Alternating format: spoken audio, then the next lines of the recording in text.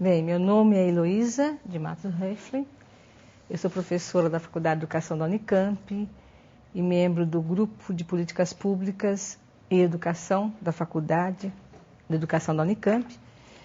E no interior da nossa disciplina Estado, Políticas Públicas e Educação, vou me deter especialmente no termo políticas públicas.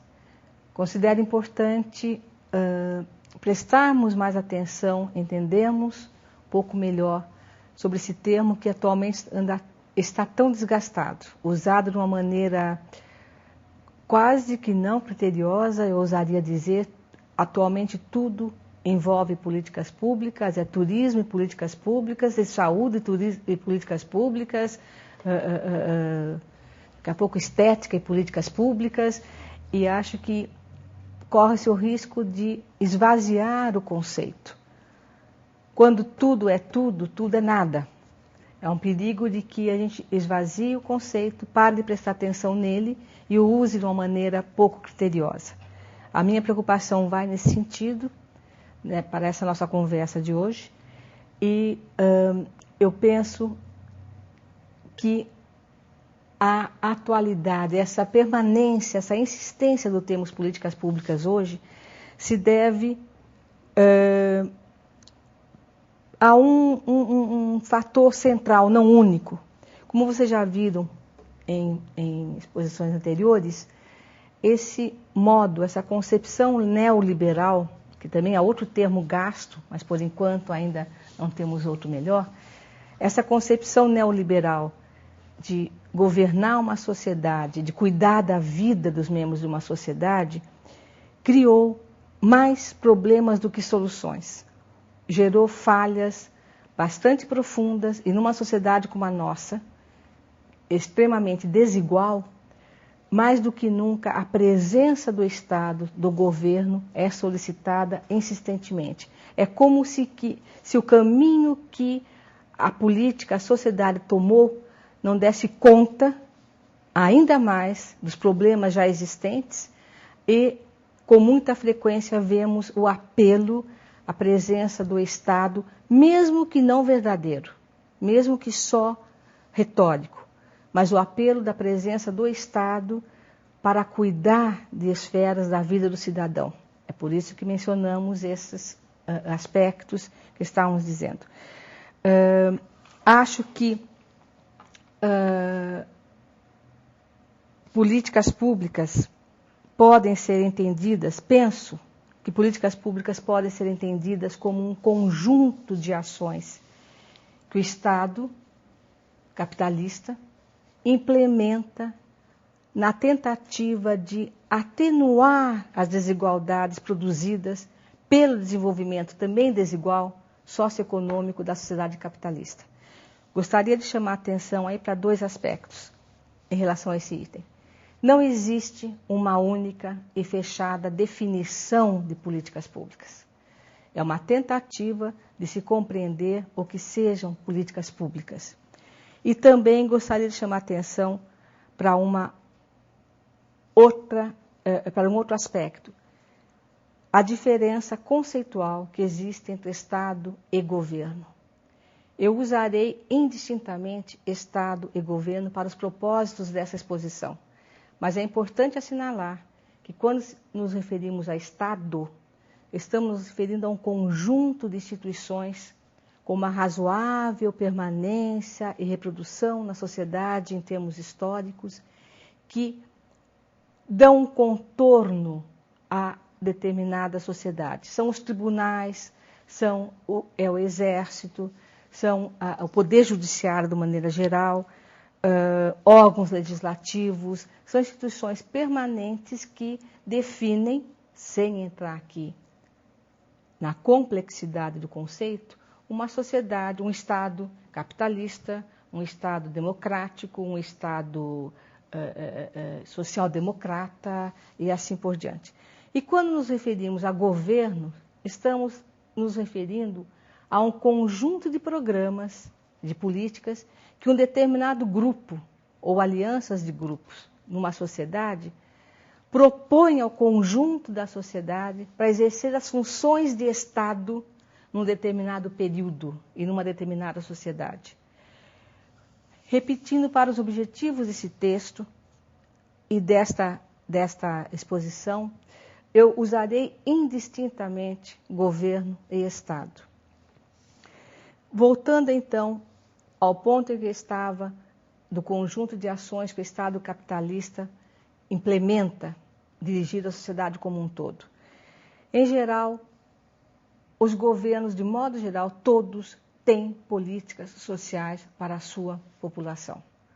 Alguns mais universalizantes, outros mais localizados, outros mais redistributivos, outros menos redistributivos.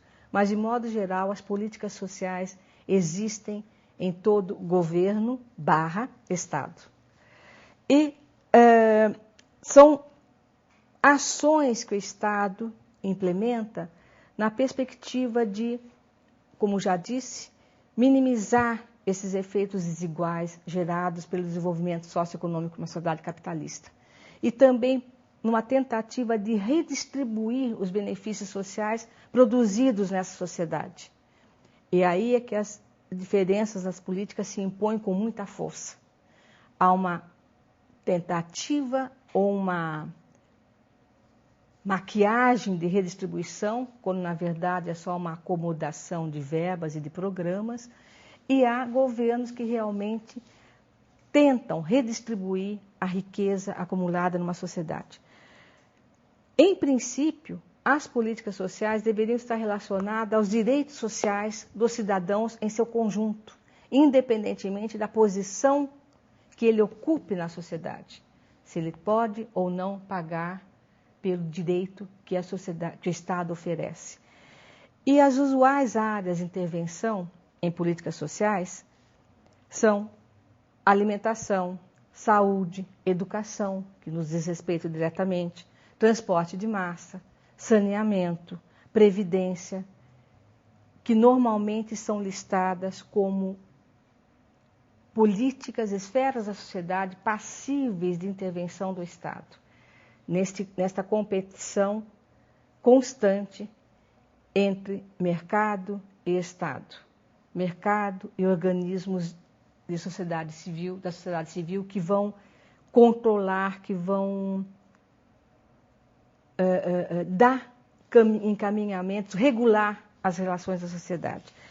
E o Vanderlei Guilherme dos Santos, um cientista político que tem uma produção significativa tratando de políticas sociais, políticas governamentais, em um trabalho de 1937, ele propõe a classificação de políticas sociais em 3 conjuntos, que, como ele próprio insiste, são conjuntos que têm relações próximas entre si. Eles se relacionam com intensidade, não são conjuntos estanques. O primeiro conjunto a que ele se refere são as chamadas políticas preventivas, políticas sociais preventivas. Como o próprio nome diz, são programas governamentais, políticas, com o objetivo de prevenir situações sociais injustas. São medidas governamentais dirigidas aos cidadãos para que se evite, se previna uma situação insustentável de desigualdade social. Nas políticas preventivas podemos listar a política de empregos, de salário, de educação, de saúde pública. Um segundo conjunto seriam as políticas compensatórias. Também, como diz o próprio nome, são políticas, ações do Estado pensadas para compensar, como que para remediar problemas que a sociedade não deu conta. Seja porque o desenvolvimento, mais uma vez, socioeconômico, foi profundamente desigual, seja porque o Estado não se preocupou com políticas públicas no momento adequado. Por exemplo, a política de educação de adultos. Se tivesse na sociedade, no nosso caso, sociedade brasileira, uma política de educação universalizada, de boa qualidade, realmente com acesso universal, há algumas décadas atrás, não haveria necessidade de um programa como educação de adultos. Então, são políticas compensatórias no sentido de compensar essas desigualdades que o próprio desenvolvimento histórico da sociedade, e dependendo da sociedade, eles são mais ou menos profundos, mais ou menos desiguais, que a sociedade gera em sua história. O programa de qualificação de mão de obra, por exemplo, também podemos classificar como uma política compensatória. Assistência ao menor, e poderíamos listar outros mais. E um terceiro conjunto, indicado pelo Wanderlei Guilherme dos Santos, que são as políticas sociais estrito sensu, ou seja, são políticas sociais que, ao menos em princípio, se voltariam para realmente redistribuir renda e benefícios sociais entre a população. São programas, por exemplo, o programa de renda mínima, o programa atualmente do governo federal voltado para a família, que eu me esqueci o nome, se alguém aqui na sala souber, por favor, que é esse programa em nível federal que juntou vários programas de assistência ao menor. Ou seja, são programas, repito, que pelo menos por definição, não significa que eles alcancem realmente isso. Por definição, os programas sociais, as políticas sociais, estrito sensu, como denomina Wanderlei Guilherme dos Santos, têm como objetivos redistribuir os benefícios sociais e a renda entre a população. É importante salientarmos que um mesmo programa, uma mesma política, pode se localizar em mais de um desses três conjuntos, porque as políticas não são caixinhas fechadas e que se dirigem a um conjunto da sociedade tão determinado e com uma função tão específica. Isso se reflete no segundo ponto que eu queria chamar a atenção nesse momento, que é a dificuldade de avaliação de políticas sociais. O processo de avaliação de políticas sociais como fiz questão de usar o termo, um processo bastante complexo que envolve diferentes fatores, como a situação social daquela população, econômica social daquela população-alvo, os recursos disponíveis, os canais de participação dessa sociedade, como se redistribuiu ou não os benefícios através dessa política. É um processo, é sempre importante pensar, que vai além desta compatibilização entre objetivos e resultados da política alcançada.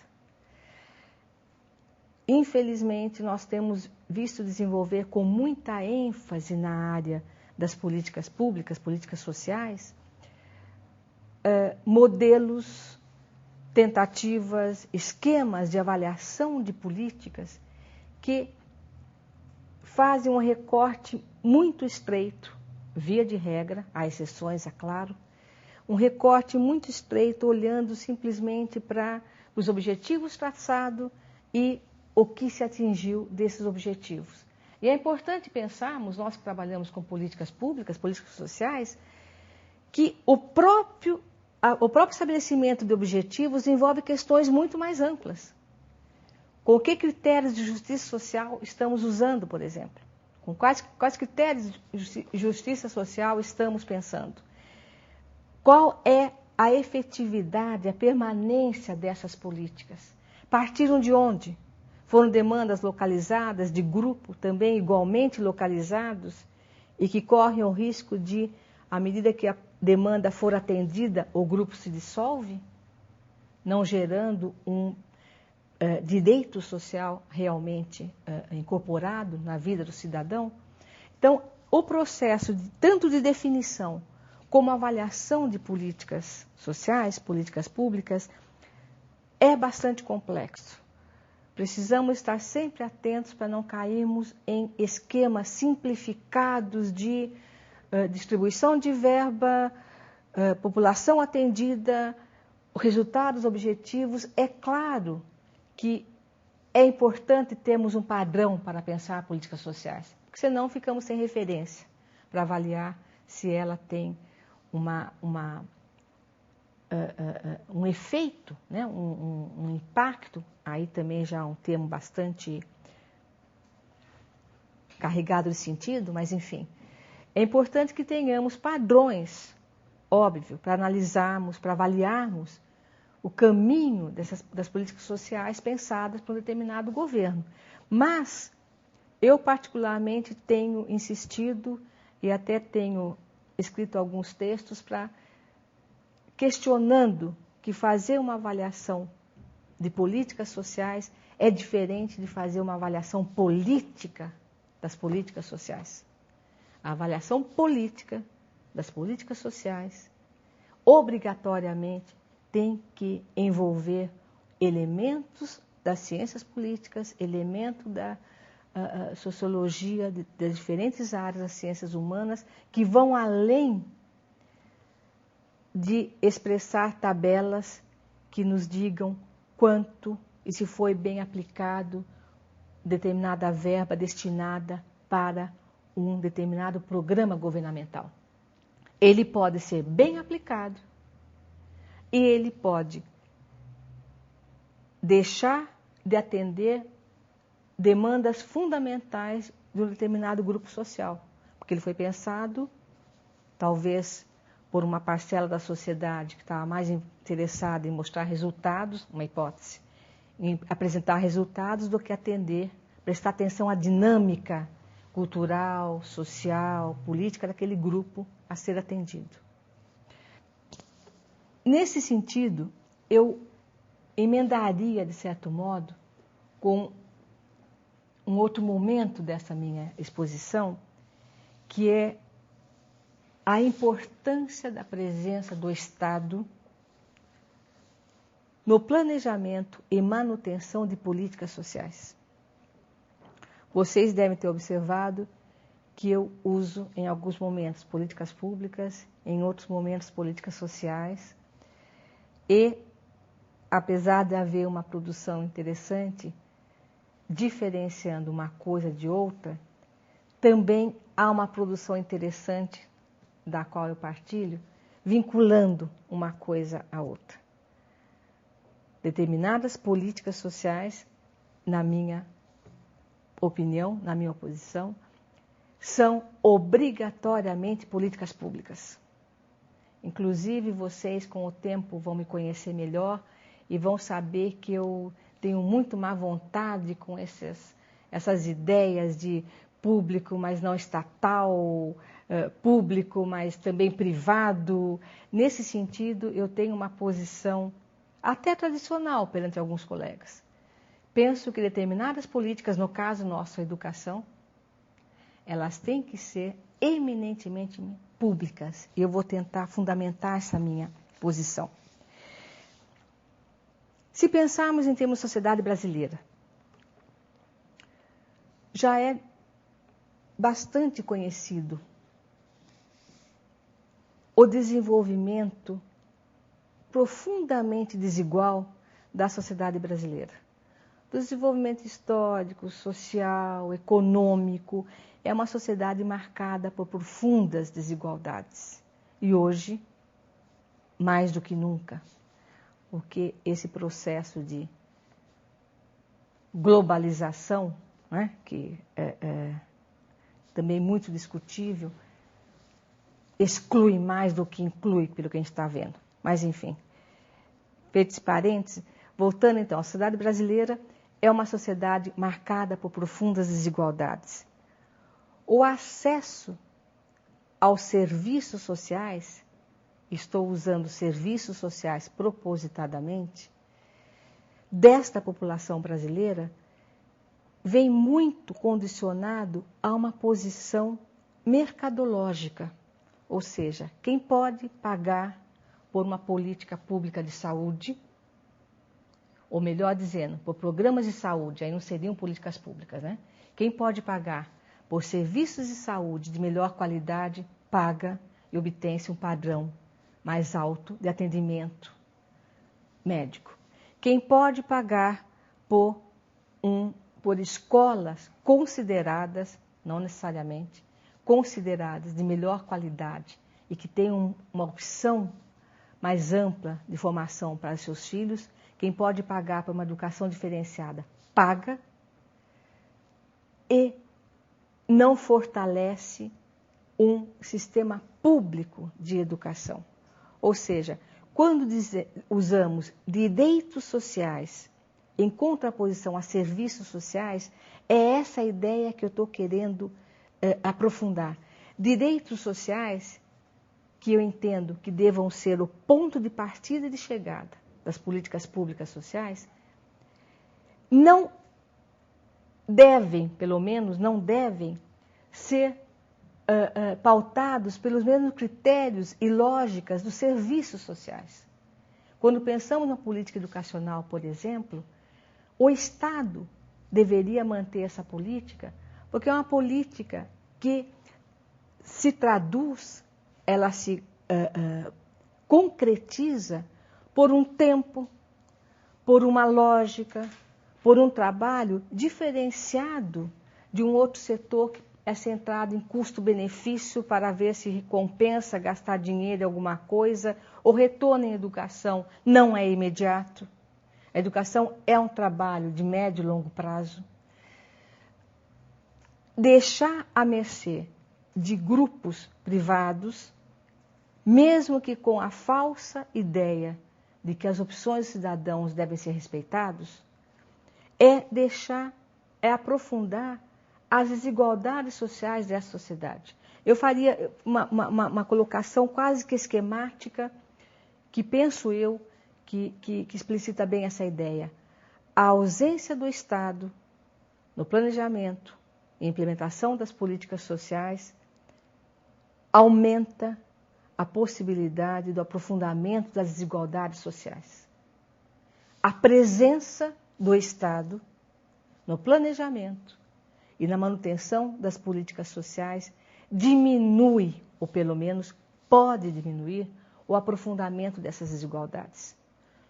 Ao Estado, ao governo, caberia pensar essas políticas por outro caminho que não do retorno imediato do dinheiro empregado, dos recursos empregados. É por isso que eu defendo e incorporo o termo políticas sociais, políticas públicas sociais. Porque, especialmente no nosso caso, educação, eu penso que o Estado deve se responsabilizar pela manutenção da educação. Pelo planejamento também, e aí vai um alerta importante. Ao dizer que o Estado, governo, deve ser responsável pelo planejamento e implementação das políticas educacionais, vamos pensar nelas especialmente, não é o mesmo que dizer que o Estado, em seus organismos estatais, em seus organismos oficiais, deve pensar essa política educacional. Essa política educacional deve ser pensada incorporando amplos setores da sociedade que se relacionam de algum modo com ela, que dizem relação a ela de algum modo. Pensar política educacional sob a responsabilidade do Estado, repito, não significa que ele, com seus órgãos, pensados em sentido estreito, as chamadas reformas de gabinete, como a gente costuma dizer, vão pensar em políticas educacionais e implementá-las. Diferentes setores da sociedade, órgãos de categoria, enfim, poderíamos listar muitos setores, muitas arenas, porque políticas públicas é isso, é um embate entre arenas decisórias. Quem pode mais dá o tom das políticas públicas, quem pode menos sofre, não é nem recebe, sofre os efeitos dela. Então, insistindo em que a política educacional deve ser pensada por amplos setores da sociedade, também insisto em que ela deve ser de responsabilidade do Estado. Até por uma questão política, sociológica, mais especificamente falando. A construção de diferentes respeitando as diferentes identidades, né, numa sociedade como a brasileira, tão diferenciada, tão plural. Eu me pergunto, como é que construímos parâmetros mínimos de cidadania num país tão diferenciado como o Brasil? Uma sociedade tão diferenciada como a brasileira. Se não houver a mediação, a regulação de uma esfera que, em princípio, foi aprovada, pelo menos pela maioria da sociedade, ou que não lhe dá carta branca para fazer o que quiser, estou dizendo isso em termos de governo, o fato do governo ter sido eleito não significa que pode implementar o que quiser sem discutir com a população, sempre discutindo com as esferas relacionadas. A presença do Estado na manutenção da educação aumenta a garantia da construção de espaços públicos, aumenta a possibilidade de construção de uma cidadania ativa, que não vai ficar à mercê desse embate de grupos tão diferenciados como nós temos na sociedade brasileira. Como é, o que nós temos para nortear, para nos dar alguma garantia que os grupos de maior poder político, por exemplo, não vão fazer valer seus valores na definição das políticas educacionais. Não existe essa garantia. O próprio aprofundamento da ideologia, mais uma vez, neoliberal, nos mostra uma crença num raciocínio irreal, eu diria. Ou seja, deixar para o mercado, deixar para que os cidadãos, numa livre negociação de interesses, de valores, de pontos de vista, cheguem a um ponto de maior justiça social, eu acho irreal, especialmente pensando em termos de sociedade brasileira.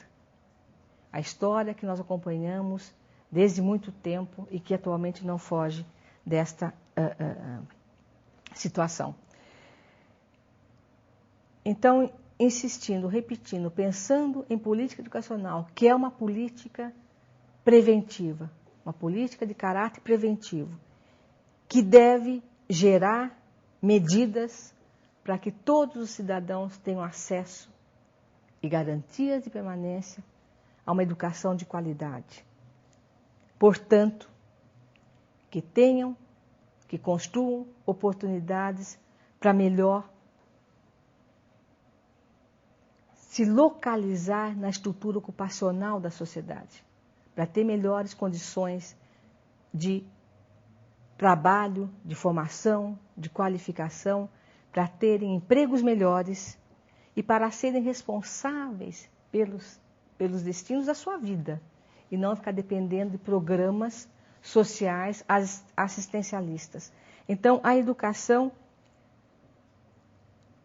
em última instância, ela é uma política, é um conjunto de medidas que deve estar voltado para gerar melhores condições de vida. Marshall tem uma frase bastante interessante que eu gosto muito, que é eduquemos, o cidadão desempregado é a criança não educada. Eduquemos, o cidadão não desempregado é a criança não educada. Não é só isso. Claro que simplifica a questão, mas para a nossa discussão sobre educação, não seria necessário ficar correndo atrás do prejuízo, compensando com programas A, B, C, D, gastando um dinheiro enorme, inclusive repetindo programas de natureza bastante diferenciada, como constantemente nós vemos denúncias de que o Fundo de Amparo ao Trabalhador repete programas para populações A, sem controle, porque a população é muito grande, enfim. Esse mosaico de programas compensatórios dirigidos, no nosso caso, para a educação brasileira, poderiam ser desnecessários se as políticas preventivas, e no caso a educação, tivesse sido elaborada com maior organicidade, voltada para uma universalidade, pensada em termos de maior justiça social, voltada para a população como um todo, e não só para aqueles que podem pagar por serviços considerados melhor. E a partir, então, dessas considerações, essa tentativa de conceituar, de compreender o que sejam políticas públicas, eu gostaria de abordar um último ponto dessa nossa conversa, que são as relações entre o nosso trabalho cotidiano, nas escolas, em sala de aula, e as políticas públicas. Por que é importante estarmos atentos, termos um conhecimento de políticas públicas voltadas para a educação, no nosso caso? É sempre importante não perdermos de vista que políticas públicas para um determinado setor, no nosso caso a educação, são pensadas num projeto mais amplo para essa sociedade. Não se nasce, não se criam, não são geradas políticas públicas de educação muito diferente do projeto econômico que se tem para uma determinada sociedade. As políticas são pensadas ao mesmo tempo desarticuladas e ao mesmo tempo dependendo uma da outra, especialmente no nosso caso, na dependência da política econômica. E é possível, é importante nós termos claro essas ligações mais amplas. É importante que, mesmo que não seja o tempo todo, que situemos o nosso trabalho de educador, de gestor, de professor, de orientador, nesse panorama mais amplo de um projeto político, econômico, cultural, para uma determinada sociedade, no interior do qual são traçadas, pensadas as políticas públicas. O nosso trabalho é, poderíamos dizer, a ponta do processo. A ponta do processo onde se refletem, mesmo que de maneira não clara, essas políticas públicas pensadas em termos mais amplos, para a educação como um todo. E eu acho que, penso que levando em conta, não perdendo de vista esses condicionantes mais amplos, nós não podemos esquecer, não podemos ignorar que a nossa política educacional tem uma vinculação direta com os planos multilaterais para a educação na América Latina.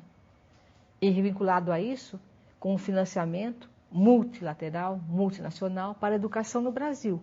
Não podemos ignorar isso, mas também não podemos ficar usando isso como desculpa o tempo todo para não fazermos de maneira melhor nosso trabalho.